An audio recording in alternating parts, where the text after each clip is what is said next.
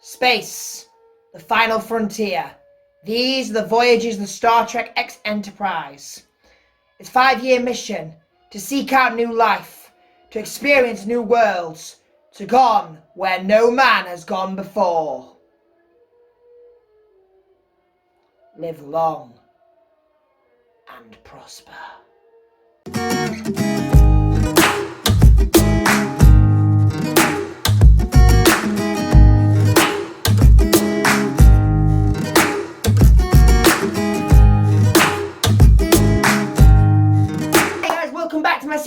Secrets of the box office. This is my Star Trek special, and I had to do this because there is some brilliant exclusive movie news that I've just received. Now, two mates of mine, Jordan and my own father, has asked me to do a special on my channel to tell people, because everyone who is a Trekkie needs to know this. So first of all, here is my review of Star Trek Discovery. So, if you don't know the Star Trek Discovery, and before I start, I am warning you, this is a spoiler video.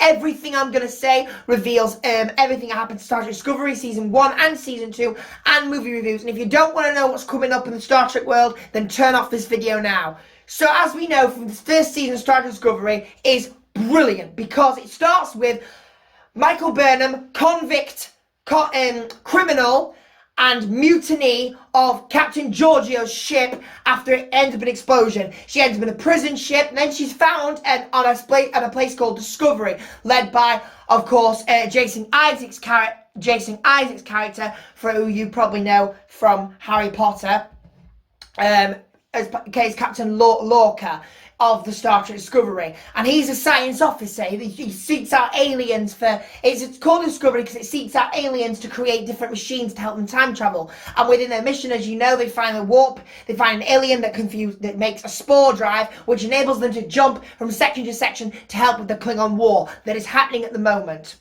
The first season is brilliant, absolutely fantastic, because it's amazing. There's some the twists are brilliant, especially with Lorca being actually from other future called a Terran universe, where there's an emperor, and he actually used Burnham and the crew to actually get to Terran, where he's trying to take revenge on the emperor for murdering everyone and take over the universe. There's brilliant special effects in this, great comedy moments, the love and chemistry between the actors is fantastic, and it is absolutely 100% brilliant. Action's amazing, CGI is fantastic, the camera shots and how they show. The camera technology in this is brilliant, because you know, it looks so realistic, you will believe it's realistic. It's that good. The stunts are amazing. The colours and the cinematography for both seasons of Star Trek Discovery is beyond incredible. And I am imploring anyone who has Netflix, get on your computers and watch this, because it is absolutely 100% brilliant. The cast in Star Trek Discovery is amazing. Before I got on Season 2, let's go through the cast. So you've got Samel Moren, who plays Burnham. Burnham is a convict, as you say, who becomes a commander of the Star Trek Discovery after being betrayed by Lorca. There is honestly constant gates of twists with this character. She's brilliant, absolutely amazing. She's funny, she's commanding, she goes through hell with, of course, Tyler, who she finds on the Klingon ship during this season, who she falls in love with, and he's actually, of course, as you know, part Klingon, and he's got like a baby inside. It's very weird. It's very dark. It is very bloody. It's the same kind of graphic thing as Game of Thrones, which is what implored people towards it. She's fantastic chemistry, brilliant chemistry with Lorca, brilliant chemistry with Anson Mount for Season 2. Every actor she works with is brilliant, and you know what? You see the emotion, you see chemistry with her, you see her go through turmoil, you see her go through disaster. There's honestly different levels of emotion that she shows through her character, and she's fantastic. You've got Doug Jones, who plays Saru. Saru is an alien aboard the Discovery, who is the commander. He's also the ex officer that worked with, of course, Burnham when the ship was destroyed in Captain Georgiou's death and was killed because she believed what she was doing was right. And he's never forgiven her for it. But within the season, you see her friendship start to build. You see her start to trust each other. Saru's great because he's what you call, he's an alien species that has this way of living. He's very particular with how he is, particularly what he is. The makeup's phenomenal. It really looks realistic. His character's great. And I especially love how you see the sort of like train track emotional journey these two go on, because they go from hating each other to friends to back together again, and you really do see their journey. It's fantastic.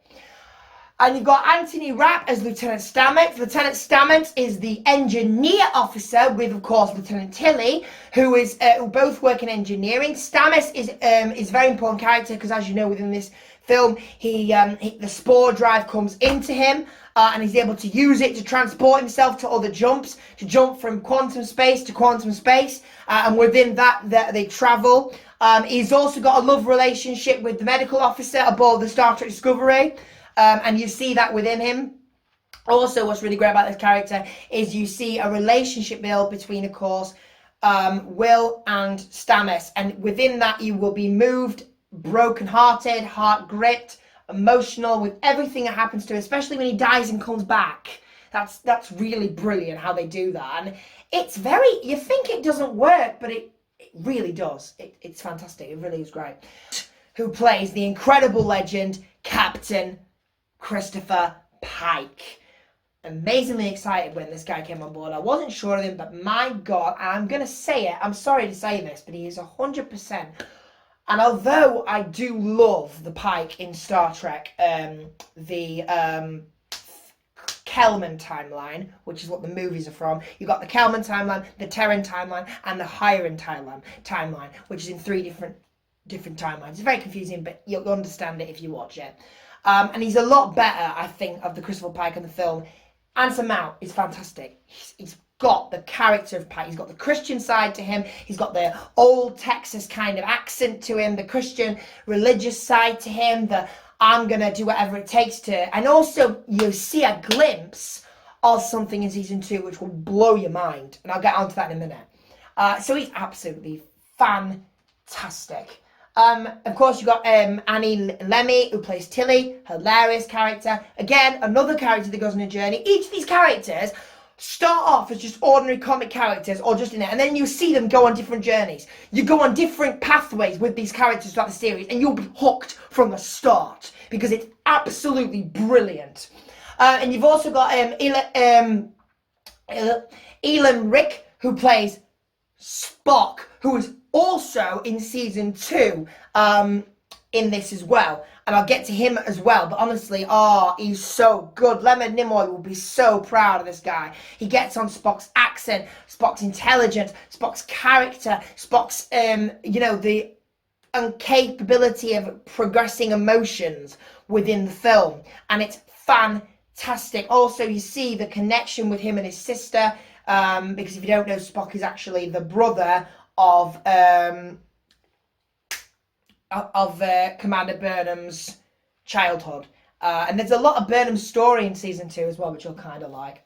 And then you've got, of course, Jason Isaacs. You've also got Jason Isaacs, who's fantastic in season 1 as Captain Laurel. He's brilliant, he's evil, and I love the twist, the sinister side of him being an maniac and using Burnham. And after that, she kind of feels betrayed. And then you got so season 2. What can I say about season 2? I'm still in shock. It's incredible. Don't think that this is an original. There is classic moments. And, it's spoiler, so I'll just tell you, right? The fact they put the Borg in this film and the birth of the Borg in this film from Control, from Section 31, which is where Tyler, of course, Tyler kind of works in there after he leaves Discovery. And you see a lot of Borg, and the birth of the Borg and secrets as well. Then you've got the Red Angel, and throughout the season you will be trying to guess who the Red Angel is. The Red Angel is a mysterious character that's appearing in these different signals and they don't understand why it's there, what it's there for, and there's You will not guess it. My Uncle Timothy didn't guess it. I didn't guess it. My dad didn't guess it. What's great about this film is you will not be able to understand or guess this series. You won't, because it's that clever, that brilliant with everything it does. It's fantastic. And when you find out that, of course, the Red Angel is actually Burnham and her mother, it's amazing. It's cleverly done. It's brilliant. The twists are great. You've got each of the characters, again, have a different storyline.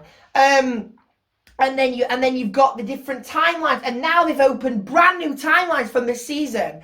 So Star Trek Discovery is incredible. It is incredible. The action's phenomenal. The special effects are phenomenal. The characters are phenomenal. I have never watched a series and sat there and gone, while watching it, because I was in shock watching it.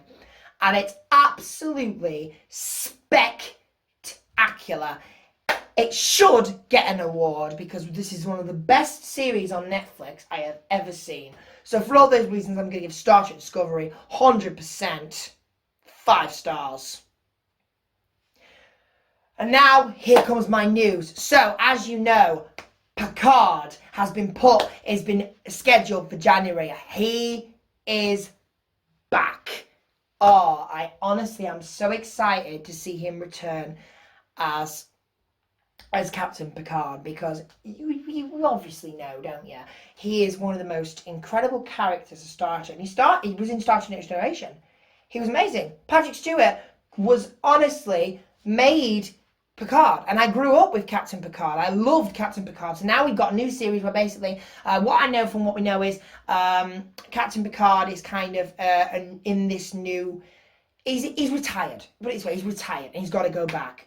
So it's utterly brilliant. It's so exciting to see number 1 return. It's so exciting to see 9 return, all the characters that we know. And this is an important time. And apparently, and this is confirmed as well, Discovery will be in Picard. So when Michael Burnham and the Discovery went into the future, when Captain Pike went to the future, there's going to be 2 alternate timelines, which I had to reveal on my channel. Basically, Discovery has gone to the future where Captain Pike is going to be. Discovery's gone to basically Picard's timeline. So Picard is actually going to rescue Discovery in one of the episodes. So Michael Burnham will meet up with Captain Picard, which will be amazing for fans to witness. And you've also got Picard kind of wondering what's going on. Apparently Data has confirmed back in it as well. And Q, which I'm really excited to see. I mean, I never thought he'd come back, but wow, really excited for this. So fans are really excited for Picard. So please check it out in January because it's going to be spectacular. And the third thing, another thing, we've got a Star Trek miniseries. They've confirmed that Anson Mount and Ethan Rick will be returning as Pike and Spock, and there'll be a little mini series about their adventures in the future, which we're really excited for. Don't know anything about it yet. All I know is the Star Trek shorts will be happening soon, and that's also going to be on Netflix, so that's going to be exciting to watch as well. And the third thing I've got to announce, after so many years, none of us thought he would come back. None of us thought he would ever return. But I am here to reveal to you that the great man, William Shatner, will be resuming his role as Captain Kirk. James T. Kirk. We cannot wait. He is going to be in Discovery Season 3. So just so you're caught up, there'll be 2 different futures within the series of Star Trek now. You'll have Discovery in Captain Picard's timeline, but also there'll also be Kirk will be there as well. We don't know how Captain Kirk is in the future, but apparently he's going to be on board the ship with Michael Burnham. Now, most fans are thinking, oh dear, but they're not to worry because Discovery has been completely blown out of the records now, so no one knows about it. Why is Kirk here? Why has he come back? What version of him is this? And that's what I'm excited for. So there'll be 3 different timelines. There'll be Discovery in Captain Picard's timeline, and William Shatner will be there as well. You'll have Anson Mount, Christopher Pike, and Spock, who will be in the new Star Trek series, as well as in Picard's series as well, which is going to be interesting to watch. Basically, all the timelines are going to be merged together. So, for the last thing, before I jump off, I'm going to tell you this is what I've discovered, what you guys watch out for. Spock, Kirk, Pike, Burnham, Discovery, and Picard have all been moved into the Kelvin timeline. So now Star Trek is completely up to date in one universe. And it is equally been pushed together. Gene Roddenberry has kept this hidden under wraps for years, and it has finally been revealed. And we're very, very excited. So make sure you turn on your Netflix in the past year, because it's going to be a very exciting 2020 in the Star Trek universe. So tell me, have you seen Discovery yet? Why haven't you? Put on your laptop, put on your TV, watch Discovery. You won't regret it. You will not regret it. It's fantastic. If you do like this video, guys, please get thumbs up button just below it, and subscribe to Movie Madness if you want to see any more movie reviews, or secrets of the box office, or hidden movie reveals. Thanks for watching, guys. Have a great week, and I will see you in my next movie review.